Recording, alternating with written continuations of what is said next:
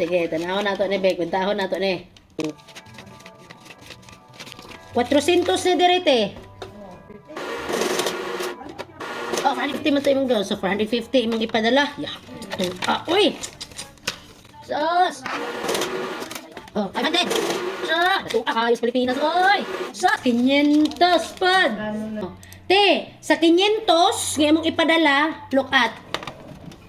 Going to the Philippines, 500. Apil na ang charge nga auto kay 33,648.25. So, napod siya makuha dito mga 4,000 kapin. Sudan nila. Okay. Sana all. Almost 5,000 por biya lang sudan. Sige man po kaday kag padala. Oh. Kalukoy po. Ay, sila talaga meant to be. Sila talaga meant to be, te. Lamig pinagsuon ba? Masarap talaga kapatid natin no kasi binabalik-balikan eh.